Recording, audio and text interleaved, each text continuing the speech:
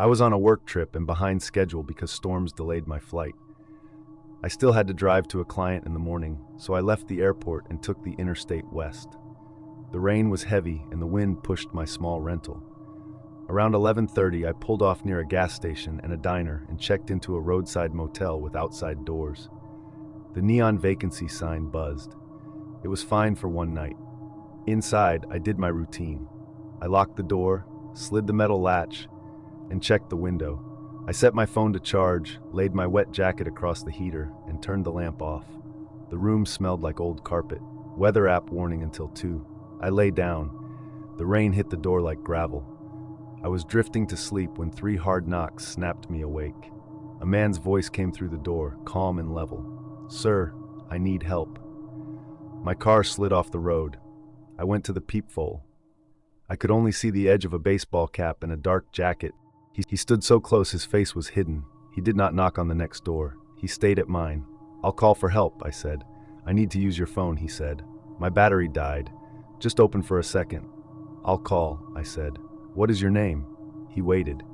"John," he said by the entrance. I tried the front desk from the room phone. It rang and rang. I tried again. No answer. I dialed 911 and gave the dispatcher the motel name and address. I told her a man wanted me to open my door. She told me to stay inside and that a deputy would come by when he could. While I was on the line, the man knocked again, softer. "Sir," he said, "I'm not leaving." The dispatcher asked me to describe him. I said, "Jacket, cap, average height, standing too close." She asked if I had heard anyone else. I listened. At first, only rain. Then I caught another voice, a whisper off to the side. I lifted the curtain an inch. Under the balcony overhang, I saw 2 shapes. One stood at my The other kept to the corner where the walkway turned, holding a phone to catch movement inside. When my curtain shifted, he dropped the phone. I pushed the dresser toward the door and wedged the luggage rack under the handle. I slid my suitcase against the connecting door. My hands shook. The keys rattled. The voice at the door changed slightly. Still calm but lower. "Sir, I'm with the front desk," he said. "We leak and need to check your bathroom." He had told me a different story 1 minute earlier. I said nothing. Metal scraped where the latch met the frame. The chain pulled tight and hummed. The scraping stopped. He exhaled. For a moment there was only rain and thunder, then quick footsteps moving away. I lifted the curtain again. The 2 shapes jogged toward the far stairwell and out of sight. I heard a door thud, an engine start, tires pushing water. No headlights. Minutes later, red and blue lights washed my curtains. A deputy announced himself. I asked to see his badge through the peep. This time, I saw a face and a uniform. I opened the door with the chain still on. The night clerk stood behind him. They checked the walkway. Thin scratches marked the paint around my latch. Muddy prints led from the far stairs to my door and back toward the rear lot. The deputy checked the ditch by the road. There was no wreck, no skid marks, and no stranded car. The clerk said a woman at the gas station had complained earlier about men trying car doors under the pump canopy. She left before he could call. The deputy said similar attempts had been reported at small motel during storms. The clerk tried to pull up the camera feed on his tablet, but the system kept buffering. He said the wiring got wet when the rain blew under the awning. The deputy shrugged, said it happens during storms. He wrote down the make of my rental and the room number in his notebook. He took my statement and told me to keep the chain on and not answer for anyone. After he left, I sat with the lights on and watched the stairwell. Every hiss of a car on the highway made me tense. I did not sleep again. At dawn, the storm moved east. The lot steamed and smelled like wet oil. I checked out and saw the thin arcs in the paint by the latch. I took a photo and texted it to the deputy, who replied with a case number. I drove to a coffee shop and sat with my back to the wall and my bag on my feet. I had my meeting, but I kept scanning the windows. On the way home, I booked a hotel with inside hallways. I still wedge the door, set the latch, and hang the "Do Not Disturb" sign. When someone knocks late now, I do not answer. I call the desk. If there is an emergency, they can call the police. What stuck with me was the tone, calm, practiced. He said he was not leaving, like patience was the tool. That almost worked on me. I wanted to be helpful. The storm made his story sound reasonable. The calm voice made it feel safe, and it was not. I think about that night whenever I pass an outside entry motel. I think how close I came to sliding the chain off just to be polite. I keep a simple rule now: do not open the door for anyone you did not call. Call for them instead. If they are real, they will wait. If they are not, they will leave. It was a wet Tuesday night in Boston. I left work near CP Police Square later than usual and started riding home on my bike. The sky was already dark and a hard rain hit the Back Bay sidewalks. I cut over to Beacon Street, headlight on, jacket hood up, trying to keep my phone and wallet dry. At Arlington Street, I looked toward the Charles River. The Esplanade was almost empty. Stories sent a constant spray as cars passed. I knew the little stone tunnels under Stew that connect Beacon Street to the Esplanade. They're short pedestrian underpasses with curved ceilings and old graffiti. If I crossed there, I could follow the river and then take the Massachusetts Avenue Bridge toward Cambridge. It would keep me away from traffic and the worst puddles. The rain came harder. I saw the Fairfield Street footbridge and the dark mouth of the tunnel below the road. There were no park rangers around. The lamps near the railing flickered. I told myself I'd be in and out in seconds. I shifted down, rolled off the curb, and coasted into the underpass. My light hit the stone. The tunnel was narrow and wet. Water dripped from a seam and made a steady tapping sound. My tires hissed on the slick concrete.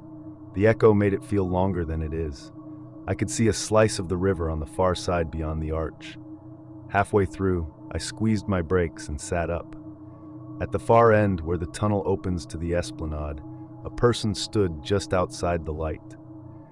At first, I thought it was a jogger waiting for the rain to ease up, but they didn't move. They weren't holding a phone or looking out at the river. They were turned toward me, feet apart, hands low.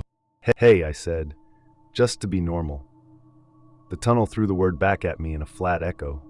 No answer. The figure took one slow step forward and then stopped. It wasn't much, but it put them squarely in the center of the exit. My light caught a shine on their jacket. I couldn't see the face.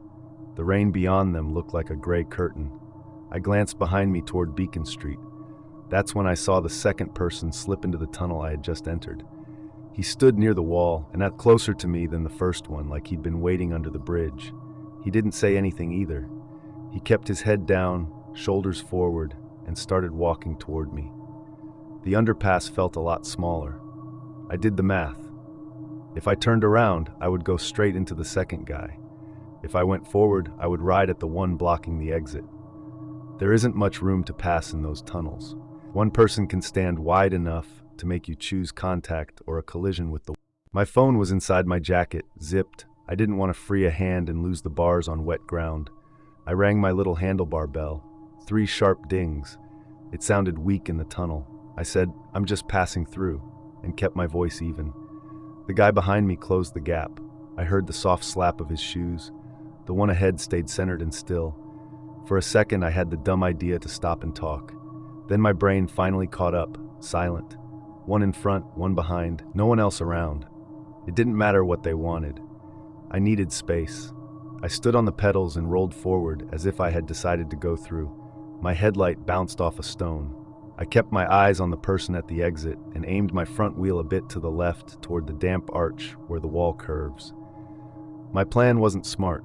It was simple. Make them commit and then use whatever opening they gave me. 10 feet. 5. The person at the exit lifted a hand out from the jacket. I saw pale fingers and nothing else. That was the commit. I squeezed both brakes to load the tires, released hard, and snapped my bars to the right toward the middle of the tunnel. My back wheel slid and threw a fan of water. The person flinched, turning their shoulders for a second. I drove straight at that tiny shift, shoulder brushing the wall, elbows up. We clipped each other. My handlebar hit their forearm with a hollow thud, and the bell let out a wild ring.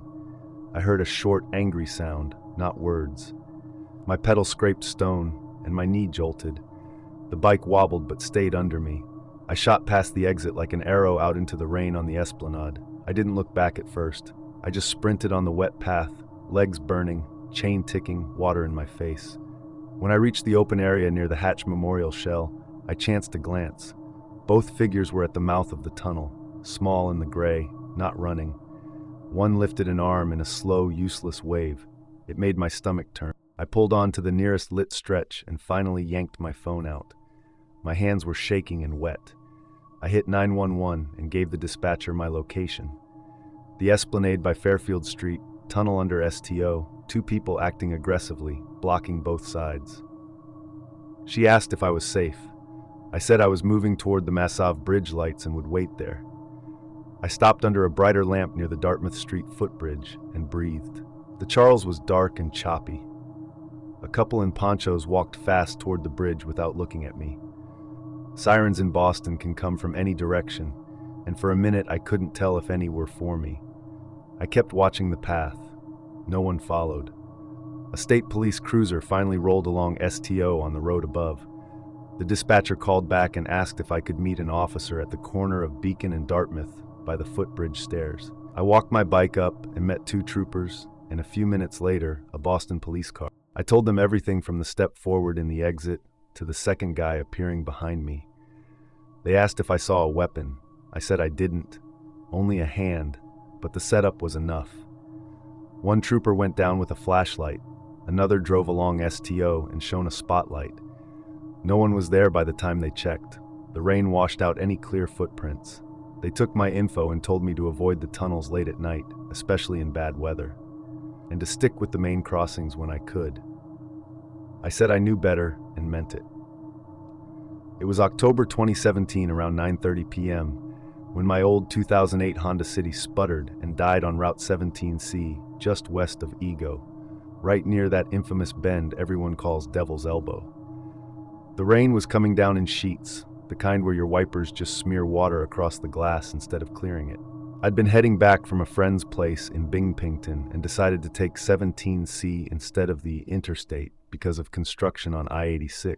In hindsight, that little detour was a very bad idea. The stretch of Route 17C west of Oigo, known as Devil's Elbow, has been tied to ghost stories for decades.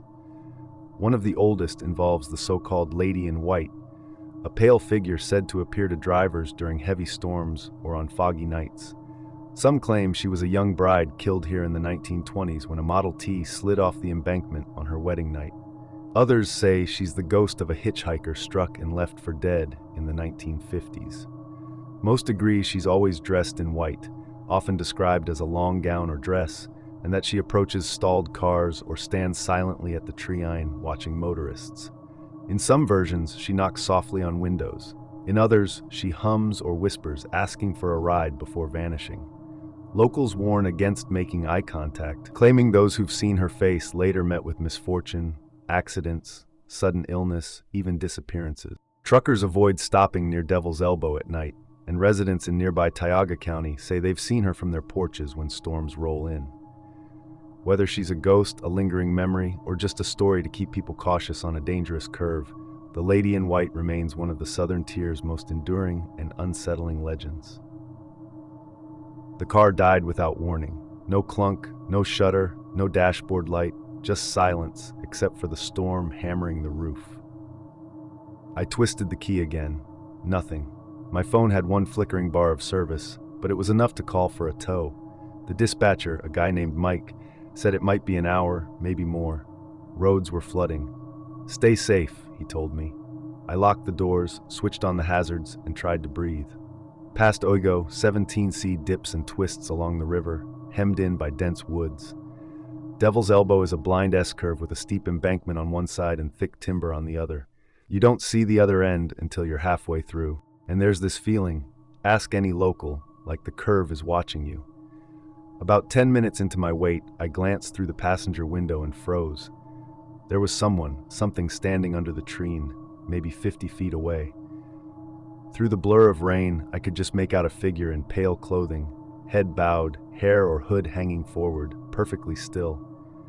I told myself it was a jogger or a neighbor's kid caught in the storm. But this was the middle of nowhere, and there were no houses in sight. Why stand there in the open instead of flagging me down? I wiped the fog from the glass for a better look, but the rain distorted everything. The figure didn't move. When I looked again a few minutes later, she was closer, 30 feet now, standing by a smaller tree. I hadn't seen her walk. Her outline was sharper, long dripping fabric clinging to her frame, hair plastered across her face. My stomach tightened. I thumbed on my phone's flashlight and shone it toward her, but the beam fizzled in the downpour. "Hey," I called through the cracked window. "You okay?" "Nothing, just the rain." Mike rang back. The tow truck was delayed. Route 434 had flooded. Might be another hour. I told him about the woman, probably just a local. He said, "Stay in your car." But each time I checked, she was closer, always closer. 15 feet, 10. The pale fabric now looked like an old-fashioned dress, the kind you see in sepia wedding photos. Her face, or where her face should have been, was just darkness. "What do you want?" My voice cracked. She didn't answer, didn't even flinch. I gripped the steering wheel so tight my hands ached. The storm was loud, but not loud enough to hide my heartbeat thudding in my ears. I thought about running, but where? Into the woods with her behind me down the road with no light. I tried calling 911. The call failed. I typed a text to my friend Josh. "Car broke down on 17C by Devil's Elbow. Woman out here. Not right. No bars. Message unsent." When I looked up again, she was gone. My chest loosened until I heard it. I froze. It came from the rear windshield. The glass was fogged, but I could see a shape, tall, pale, right behind the car. The tapping stopped, but the shadow stayed. I didn't dare turn around. Then came a sound I will never forget. A low, tuneless humming. It was soft at first, almost like someone singing a lullaby from far away, but it grew louder, closer, until it seemed to curl around me inside the car. My hands shook. The humming stopped as suddenly as it began. I forced myself to check the mirror. Empty. I turned in my seat. The road behind was empty too.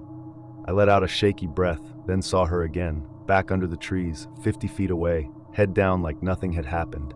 I stared, refusing to blink, trying to catch her move. She didn't, but when I glanced at my phone for half a second and looked back, she was 20 feet closer. Locals say if you see her face, you don't make it home. I don't know if that's true, but I wasn't about to find out. The tow truck's headlights finally appeared at 11:03 p.m., glowing through the rain like a lifeline. Tom, the driver, rolled down his window. "You all right?" "There's a woman." I pointed toward the tree line. He swung his flashlight that way. "Nothing but rain and branches. Road messes with people," he said. "Especially this one." He hooked my car to the rig and we pulled away. I tried not to look back, but in the red wash of the taillights, just before the curve swallowed her from sight, I saw her standing in the middle of the road, head bowed, dress clinging to her frame. Tom didn't see a thing. They say the lady in white sometimes follows you home, especially if you speak to her. That night, as I sat in my apartment listening to the rain on the windows, I kept thinking I heard it,